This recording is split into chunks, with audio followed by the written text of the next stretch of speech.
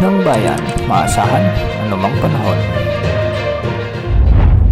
Magandang oras po sa ating lahat. Narito ang update sa lagay ng panahon at sa binabantayan nating si Bagyong Hiner at sa habagat na pinalalakas ng bagyong ito.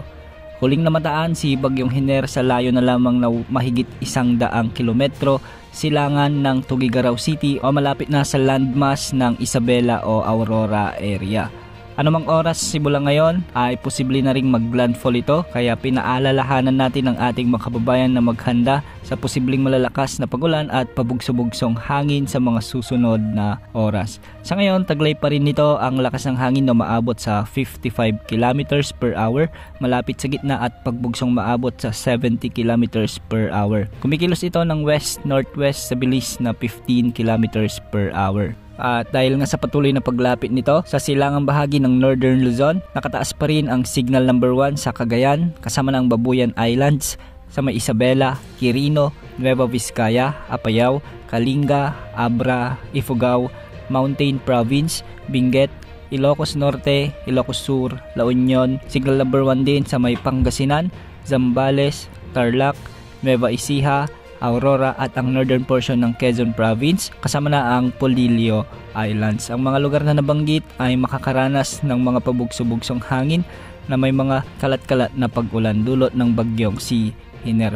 Posible ang mga biglang pagbaha at pagguho ng lupa, lalo na yung mga lugar na posibleng tamaan ng direkta ni bagyong Hiner. Ayon sa forecast track at intensity outlook nito, posibleng maglandfall sa bahagi ng Aurora, Isabela area ang bagyong Hiner ngayong gabi o bukas ng umaga. Posible naman itong lumabas sa bahagi ng La Union o Pangasinan bukas ng hapon. Makikita rin sa forecast track na bagyang kikilos ito ng west o pakanluran at magbabago ng direksyon bilang northwest or hilagang kanluran sa mga susunod na araw. Posible rin itong tumbukin ang southern mainland China pagsapit naman ng weekend o kaya sa darating na Biyernes. Posible naman lumabas ito sa ating area of responsibility sapit ng Martes o umaga ng Miyerkules. Ayon sa Pag-asa, hindi inaalis ang posibilidad na maglandfall ito bilang isang tropical storm category o di kaya naman ay bahagyang hihina bago maglandfall, kaya asahan ng mga pagbabago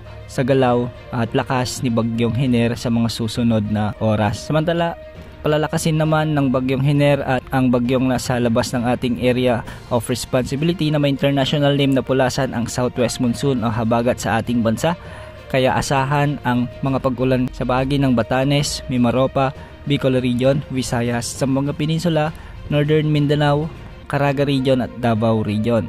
Ngayong araw asahan din ang mga malalakas hanggang sa matitinding pag-ulan dulot ng habagat sa may Batanes, Mimaropa, Bicol Region, ang buong Visayas at ang buong Mindanao. Pagsapit naman ng Miyerkules, asahan din ang mga pag-ulan dulot ng habagat sa may Zambales, Bataan, Pampanga, Bulacan, Metro Manila, Calabarzon, Mimaropa, Bicol Region, ang buong Visayas at ang buong Mindanao. Ang mga lugar na nabanggit ay pinaaalalahanan sa posibilidad ng mga biglang pagbaha at pagguho ng lupa. Hindi pa man ramdam ang malalakas na hangin o malalakas na pag-ulan kahit nakatas na ang signal number 1 sa maraming lugar. Asahan na sa mga susunod na oras ay makakaranas na rin ng mga kalat-kalat na pag-ulan ang mga lugar na nasa signal number 1. Kaya mag-ingat at maging alerto pa rin dahil sa banta ng mga biglaang pagbaha at pagguho ng lupa. Samantala, ang bagyo namang nasa labas ng ating area of responsibility na may international name na pulasan ay posibleng tahakin ang parehong track ni dating bagyong Ferdy. Kikilos ito ng northwest at posibleng pumasok sa ating area of responsibility pansamantala. Kung sakaling pumasok ito, papangalanan ito ng Pag-asa bilang bagyong Helen at ilang oras lang ito sa ating area of responsibility ay lalabas din ito agad. Yan ang update sa lagay ng panahon. Ito po ang weather update ng bayan, maaasahan anumang panahon.